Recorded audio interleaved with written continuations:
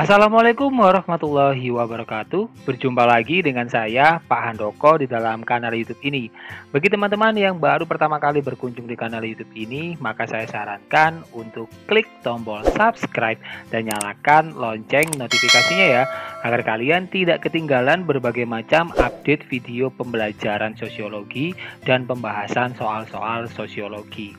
Nah, di dalam video ini saya akan mengajak kalian untuk membahas latihan soal sosiologi UTBK SBMPTN tahun 2022 untuk materi perilaku menyimpang dan pengendalian sosial. Oke teman-teman, tanpa berlama-lama lagi, kita langsung saja menuju soal yang pertama. Menarik diri dari pergaulan, tidak mau terlibat dalam kegiatan bersama, mengkonsumsi alkohol atau narkoba karena menghindari beban hidup atau rasa malu adalah contoh-contoh perilaku menyimpang bertipe 1. Primer, 2. Sekunder, 3. Kriminal, 4. Antisosial.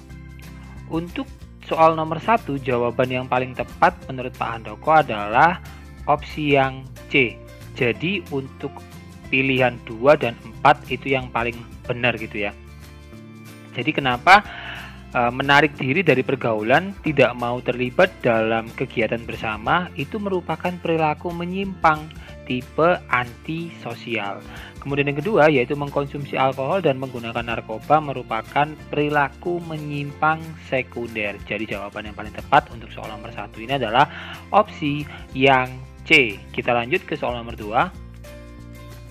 Teori differential association menyatakan bahwa seseorang berperilaku menyimpang karena A. Pengaruh dari subculture devian, B. Masyarakat memberikan stigma, C. Terjadi anomi dalam masyarakat, D. Pergaulan intim dengan para penyimpang, E. Kelompok penguasa melindungi kepentingannya. Untuk soal nomor 2, jawaban yang paling tepat menurut Pak Handoko adalah opsi yang A.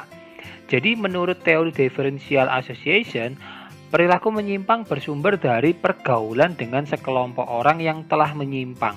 Seseorang bisa berperilaku menyimpang karena adanya proses alih budaya karena mempelajari subkebudayaan yang menyimpang atau istilah kerennya adalah subculture deviant itu ya.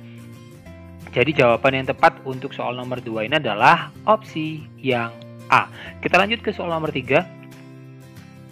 Salah satu fungsi lembaga pendidikan adalah mengintegrasikan siswa yang berasal dari berbagai etnis, ras, dan kelas sosial. Sebab fungsi lembaga pendidikan adalah tidak harus mengintegrasikan siswa yang berasal dari berbagai etnis, ras, dan kelas sosial. Untuk soal nomor 3, jawaban yang paling tepat menurut Pak Handoko adalah opsi yang C. Jadi pernyataannya benar, alasannya salah gitu ya. Nah, salah satu peran penting dari lembaga pendidikan seperti sekolah yaitu untuk mengintegrasikan siswa yang berasal lebih dari satu daerah sehingga terjadi keserasian dan persatuan dalam menempuh pendidikan. Jadi jawaban yang tepat adalah opsi yang C. Kita lanjut ke soal nomor 4. Marshall B. Clinard dan Robert F. Meyer mengilustrasikan definisi perilaku menyimpang secara 1. Statistikal, 2. Label, 3. Relatif, 4. Absolut. Untuk soal nomor 4, jawaban yang paling tepat menurut Pak Handoko adalah opsi yang D. Jadi hanya opsi yang keempat aja ya yang benar gitu ya. Nah, menurut Marshall B. Clinard dan Robert F. Meyer menyebutkan secara absolut bahwa berangkat dari aturan-aturan sosial yang dianggap mutlak mengasumsikan tentang perilaku yang terdapat dalam masyarakat, apakah perilaku tersebut menyimpang atau tidak. Asumsi ini disetujui oleh anggota masyarakat yang bersangkutan. Jadi jawaban yang tepat untuk soal nomor 4 adalah opsi yang D. Kita lanjut ke soal nomor 5. Seringnya media massa menayangkan tindakan kejahatan menjadi penyebab tumbuhnya anggapan perilaku menyimpang sebagai suatu yang wajar. Sebab proses belajar dari perilaku menyimpang sebagai sesuatu yang biasa dan boleh dilakukan. Untuk soal nomor 5, jawaban yang paling tepat menurut Pak Handoko adalah opsi yang A gitu ya. Jadi pernyataannya ini benar, alasannya benar, dan keduanya menunjukkan hubungan sebab akibat. Nah, media massa mempunyai peranan ya untuk menginformasikan segala sesuatu kepada masyarakat, termasuk mengenai perilaku menyimpang yang terjadi, baik dalam skala daerah maupun nasional, individu maupun kelompok. Informasi mengenai penyimpangan yang diterima masyarakat tanpa disaring terlebih dahulu nantinya akan menimbulkan persepsi bahwa tindakan ini akan ditoleransi oleh masyarakat karena pemberitaan mengenai penyimpangan tersebut seolah-olah terjadi berulang-ulang dengan intensitas yang sering, sehingga menggeser anggapan tidak boleh menjadi tidak apa-apa gitu ya. Jadi jawaban yang tepat untuk soal nomor 5 ini adalah opsi yang A. Kita lanjut ke soal nomor 6. Perbuatan yang melanggar kaidah atau nilai yang berlaku dalam masyarakat disebut A. Konflik, B. Vandalisme, C. Pelanggaran, D. Perilaku menyimpang, atau E. Kriminalitas. Untuk soal nomor 6, jawaban yang paling tepat menurut Pak Handoko adalah opsi yang D. Jadi perilaku yang nggak sesuai dengan kaidah yang berlaku, yang melanggar nilai dan norma yang ada disebut dengan perilaku menyimpang. Jadi jawaban yang tepat untuk soal nomor 6 ini adalah opsi yang D. Kita lanjut ke soal nomor 7. Perhatikan ciri-ciri penyimpangan di bawah ini. 1. Penyimpangan bersifat sementara dan pertama. 2. Masyarakat dapat menoleransi penyimpangan. 3. Penyimpangan dilakukan berulang-ulang. 4. Penyimpangan sudah menjadi kebiasaan. Yang termasuk ciri-ciri penyimpangan primer adalah A1 dan 2, B1 dan 3, C1 dan 4, D2 dan 3, atau E3 dan 4. Untuk soal nomor 7, jawaban yang paling tepat menurut Pak Handoko adalah opsi yang A. Jadi penyimpangan primer adalah penyimpangan yang bersifat temporer atau hanya saat itu aja. Penyimpangan ini hanya bersifat sementara dan masih diberikan toleransi dari masyarakat sekitar. Jadi jawaban yang tepat adalah opsi yang A. Kita lanjut ke soal nomor 8. Penyimpangan merupakan perilaku yang oleh sejumlah besar orang dianggap sebagai hal tercela dan di luar sebatas toleransi. Pada hakikatnya suatu tindakan dianggap menyimpang apabila A. dilakukan untuk tujuan tertentu, B. dilakukan sebagian kecil orang, C. terjadi pelanggaran norma, D. dapat ditoleransi masyarakat, E. berdampak negatif bagi individu. Untuk soal nomor 8, jawaban yang paling tepat menurut Pak Handoko adalah opsi yang C.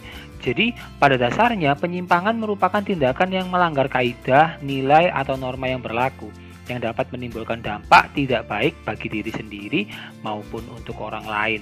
Jadi, jawaban yang tepat adalah opsi yang C. Kita lanjut ke soal nomor 9. Bentuk pengendalian sosial yang bersifat informal dan positif pada umumnya adalah 1. Pujian, 2. Medali, 3. Penghargaan, 4. Insentif. Untuk soal nomor 9, jawaban yang paling tepat menurut Pak Handoko adalah opsi yang B. Jadi pilihan nomor 1 dan 3 itu yang benar gitu ya. Jadi pengendalian sosial informal adalah cara pengendalian sosial yang dilakukan oleh kelompok-kelompok kecil dan akrab di masyarakat. Contohnya bentuk pengendalian sosial informal adalah pujian dan penghargaan. Jadi jawaban yang tepat adalah opsi yang B. Kita lanjut ke soal nomor 10. Gosip atau desas-desus adalah berita yang menyebar secara cepat dan tidak berdasarkan pada kenyataan. Biasanya terjadi ketika kritik sosial secara terbuka tidak dapat dilontarkan. Tujuan dari dilakukannya gosip adalah A. memanaskan situasi, B. mengendalikan penyimpangan, C. meyakini kebenaran tujuan, D. melakukan pengucilan, atau E. menciptakan efek jera. Untuk soal nomor 10, jawaban yang paling tepat menurut Pak Handoko adalah opsi yang B. Jadi salah satu cara untuk mengendalikan tindakan menyimpang adalah dengan adanya desas-desus atau gosip. Cara ini dapat mengendalikan perilaku yang menyimpang karena mudah tersebar di kalangan masyarakat. Jadi jawaban yang tepat adalah opsi yang B. Kita lanjut ke soal nomor 11.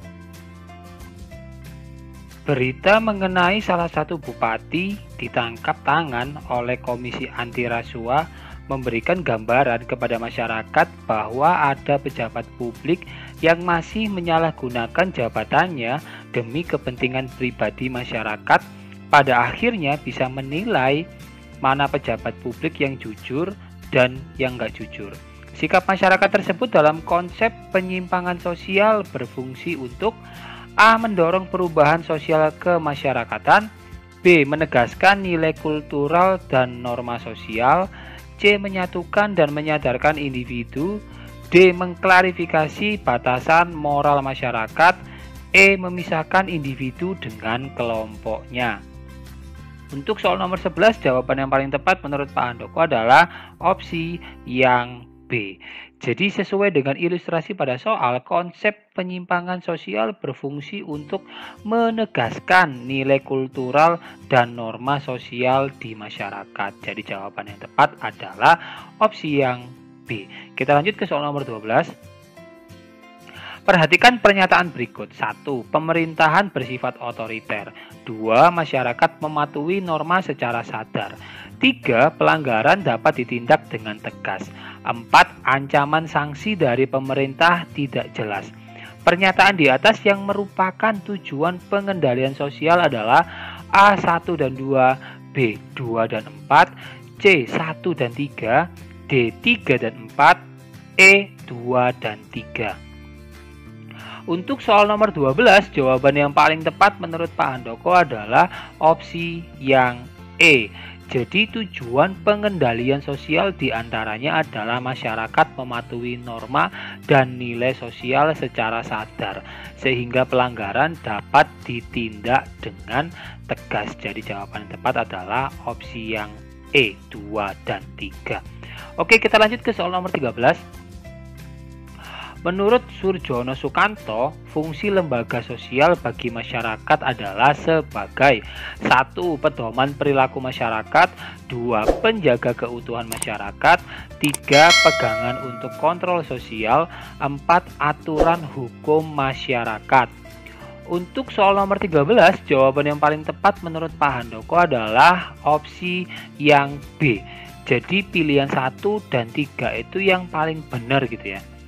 Nah, fungsi lembaga sosial menurut Surjono Sukanto yang pertama adalah memberikan pedoman pada anggota-anggota masyarakat. Bagaimana mereka harus bersikap atau bertingkah laku dalam menghadapi masalah-masalah yang muncul atau berkembang di lingkungan masyarakat, termasuk yang menyangkut hubungan pemenuhan kebutuhan. Kedua, menjaga keutuhan masyarakat yang bersangkutan. Ketiga, memberikan pengarahan kepada masyarakat untuk mengadakan sistem pengendalian atau kontrol sosial, yaitu sistem pengawasan masyarakat terhadap anggota-anggotanya. Jadi jawaban yang tepat untuk soal nomor 13 ini adalah opsi yang B. Kita lanjut ke soal nomor 14. Perilaku tindak kejahatan sindikat penculikan bayi yang sudah beroperasi 2 tahun ditangkap dan diberi hukuman berat. Lembaga yang berwenang menjatuhkan hukuman kepada terdakwa tersebut adalah A. Kejaksaan, B. Pengadilan, C. Kepolisian, D. Pemerintah, E. Hukum. Untuk soal nomor 14, jawaban yang paling tepat menurut Pak Handoko adalah opsi yang B. Jadi lembaga yang berwenang untuk menjatuhkan hukuman terhadap pelanggar hukum adalah lembaga pengadilan. Lembaga ini berfungsi untuk menyelidiki, mengusut, dan menjatuhkan hukuman kepada warga negara yang melanggar hukum secara tertulis. Jadi jawabannya yang paling tepat adalah opsi yang B. Kita lanjut ke soal nomor 15. Contoh dari kejahatan terorganisir melampaui batas negara yang bahkan melibatkan jaringan global adalah 1. Narkoba, 2. Terorisme, 3. Perdagangan orang, 4. Minuman keras. Untuk soal nomor 15, jawaban yang paling tepat menurut Pak Handoko adalah opsi yang A. Jadi pilihan 1, 2, dan 3 itu yang benar gitu ya. Kejahatan terorganisir merupakan suatu jenis kejahatan kerah putih yang dilakukan oleh para mafia dalam suatu jaringan yang terorganisir rapi dalam suatu organisasi bawah tanah. Sebagai contoh, jaringan narkoba, terorisme, dan perdagangan orang atau human trafficking ya.